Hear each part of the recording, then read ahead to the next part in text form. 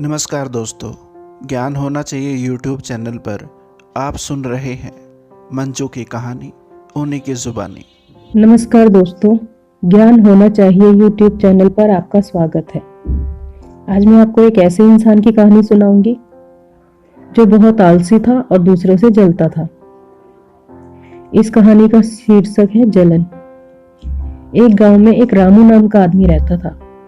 वो दूसरों से बहुत जलता था और आलसी तो इतना कि चाहे वो खुद भूखा हो, चाहे बच्चे भूखे हो, चाहे उसकी पत्नी भूखी हो, उसका काम करने का मन नहीं था। एक दिन उसकी पत्नी रो रो कर बोलने लगी कि मुझे आप ये बताइए, इस घर में मैं आई तो आपके ही सहारे से थी। मेरे बच्चे 2 दिन से भूखे हैं। अगर इन्हें कुछ हो गया तो क्या आपका मन नहीं करता कि आपके बच्चे भी भरपेट खाना खाएं? आप भी खाओ, मैं भी खाऊं। कैसे इंसान हो आप? रामू कुछ सोचने लगा, फिर बोला, चल ठीक है, मैं काम करूंगा, लेकिन मैं किसी और शहर में करूंगा। उसकी पत्नी ने कहा, आप कहीं भी करो, करो तो सही।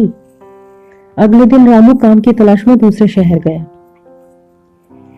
वहां पर जाकर एक मंदिर में एक पंडित जी से बोला, पंडित जी, आप मुझे एक ऐसा रास्ता बताइए जहां पे मुझे काम भी ना करना पड़े और मेरे पास पैसे भी बहुत हो जाए। तो पंडित जी बोले, हाँ ऐसा रास्ता तो है। तो रामू बोला, बताइए बताइए, जल्दी बताइए। तो पंडित जी ने कहा, मैं एक ऐसे डॉक्टर को जानता हूं जो तुम्हारी आंखें खरीद लेगा। तो तुम उसे अपनी आंखें बेच दो और मैं तुम्हें 20,000 रुपये दिलवा दूंगा। रामू बोला, नहीं नहीं पंडित जी, मैं 20,000 रुपये के लिए अपनी आंखें क्यों बेचूं? तो पंडित जी ने कहा, अपने दोनों हाथ और अपने दोनों पैर भी बेच दो, मैं तुम्हें 80,000 रुपये दिलवा दूंगा। रामू बोलने लगा, पंडित जी, 80,000 रुपये के लिए मैं अपने शरीर का नाश क्यों करूंगा? एक अपाहिज की जिंदगी किया जी के क्या होगा? तो पंडित जी बोले कि मैं यही बात तुझे समझाता हूँ कि तेरे पास लाखों का, करोड़ों रुपए का शरीर भगवान ने दिया है, तो तू उसका इस्तेमाल कर। इतने पैसे तो तू काम करके भी कमा सकता है, तो फालतू की चीजों में टाइम क्यों खराब कर रहा है? रामू को बात समझ में आ गई और वो वहां से आ गया। फिर इधर उधर काम ढूंढने लगा। उधर उसकी पत्नी बोली कि उनको गए हुए तो काफी टाइम हो गया, पता नहीं वो कब आएंगे, बच्चे भी भूखे हैं। उनके घर पे एक साधु ना भिक्षा मांगने के लिए आते हैं। रामू की पत्नी बाहर आई। उन्होंने कहा, गुरुजी, मेरे पास तो इस समय कुछ भी नहीं है, मेरे बच्चे खुद भूखे हैं। तो पंडित जी ने कहा, क्यों, तुम्हारा पति काम नहीं करता? वो बोली, वो काम ढूंढने के लिए ही तो गए हैं, लेकिन मेरे बच्चे भूखे हैं, मैं आपको क्या दे सकती हूँ, मेरे पास कुछ भी नहीं है। फिर उसने सारी कहानी साधु महाराज को बताई। साधु महाराज उसकी सारी कहानी सुनने के बाद उससे बोले, तू चिंता मत कर बेटी, मुसीबत की घड़ी है, टल जाएगी। मैं तुझे कुछ देता हूं, तू उसे अपने पास रख, तू उससे जो मांगेगी वो तुझे देगा।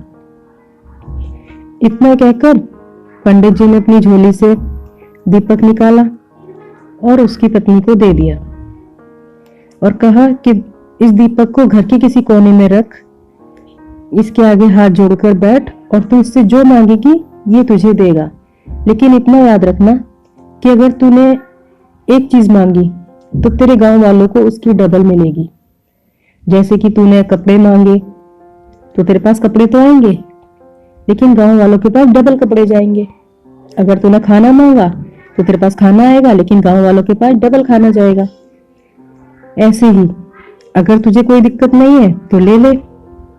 तो रामू की पत्नी बोली कि मुझे इस चीज से कोई फर्क नहीं पड़ता, बस मेरे बच्चों को पेट भर जाए, मुझे और कुछ नहीं चाहिए। पंडित जी बोले, ठीक है, लो रखो अपने पास।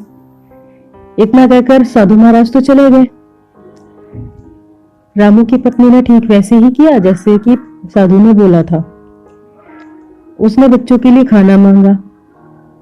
उसके बच्चों के लिए 2 थाली में खाना आया, लेकिन गांव वालों के लिए 4 थाली में खाना गया। ये देखकर उसकी पत्नी बहुत खुश हुई। फिर उसने बच्चों के लिए कपड़े मांगे, अपने लिए कपड़े मांगे और गांव वालों के पास उससे डबल पहुंचा। जब रामू को काम नहीं मिला तो रामू भी अपने घर आने के लिए चल पड़ा। रास्ते में आते हुए देखता है कि यार ये गांव तो वो नहीं है जो मैं छोड़कर गया था, ये तो सब कुछ बदला बदला है, यहाँ पे तो ऊंचे ऊंचे मकान है, क्या ये मेरा ही गांव है? ऐसा सोचकर वो गांव में घूमने लगा और अपना घर ढूंढने लगा। अचानक उसे उसकी पत्नी दिखाई दी। रामू ने कहा, क्या तूने कोई दूसरी शादी कर ली है? तेरे पास इतना सब कुछ कैसे आ गया? तो उसकी पत्नी ने कहा, आप हमेशा गलत ही क्यों सोचते हो? आप अंदर आइए, मैं आपको सारी बातें बताती हूँ। दोस्तों, ज्ञान होना चाहिए यूट्यूब चैनल पर आप सुन रहे हैं मंजू की कहानी, उन्हीं की जुबानी। रामू की पत्नी रामू को घर के अंदर लेके गई। वहां जाकर उसको सारी बात समझा दी। रामू बहुत खुश हुआ। लेकिन रात को जब रामू अपने बिस्तर पर सो रहा था तब सोचने लगा, यार सारी मेहनत हम करें और मजा ये गांव वाले ले, ऐसा तो नहीं होना चाहिए और मैं ऐसा होने भी नहीं दूंगा। ये सोचकर रामू बिस्तर से उठा और घर के उसी कोने में जाके बैठ गया जहां पे दीपक रखा था। दीपक के आगे हाथ जोड़कर बोला, हे भगवान, मेरी एक आंख फूट जाए। रामू की एक आंख फूटी, लेकिन गांव वालों की दोनों फूट गई। फिर रामू बोला, हे भगवान, मेरा एक हाथ टूट जाए। रामू का एक हाथ टूटा और गांव वालों के दोनों हाथ टूट गए। फिर रामू बोला, हे भगवान, मेरा एक पैर भी टूट जाए। रामू का एक पैर टूटा और गांव वालों के दोनों पैर टूट गए। पूरे गांव में हाहाकार मच गया। रामू तो डंडा लेकर एक पैर एक हाथ से पूरे गांव में घूमने लगा और देखने लगा कि अब लोगों की कंडीशन क्या है। बहुत खुश हो रहा था उनको देखकर। लोग जैसे थे वैसे की वैसे ही पड़े रह गए और रो रहे थे बहुत तेज तेज।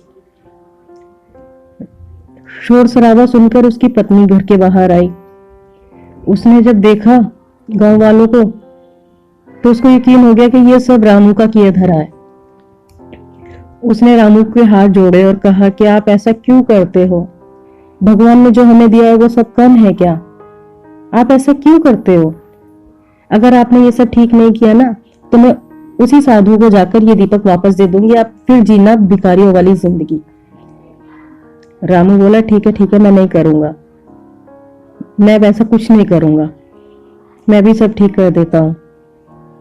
इतना बोलकर रामू घर के अंदर गया और उसने हाथ जोड़े और बोला, हे भगवान, मेरा पैर ठीक कर दो, मेरे हाथ ठीक कर दो और मेरी आंखें ठीक कर दो।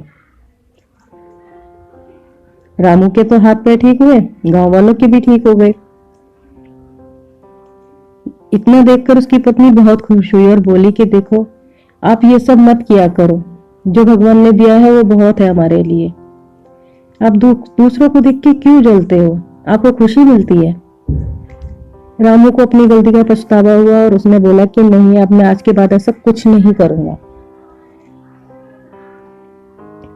अब आप बताइए कि आपको इस कहानी से क्या सीख मिलती है? भाई मुझे तो ये लगता है कि कभी किसी को देख के जलना नहीं चाहिए, और दूसरा कि रामू जैसा तो बिल्कुल भी नहीं करना चाहिए। दोस्तों, आशा करता हूँ कि ये कहानी आपको पसंद आई होगी। वीडियो को लाइक और चैनल को सब्सक्राइब ज़रूर करें। धन्यवाद। आपका अपना संसार। नमस्कार।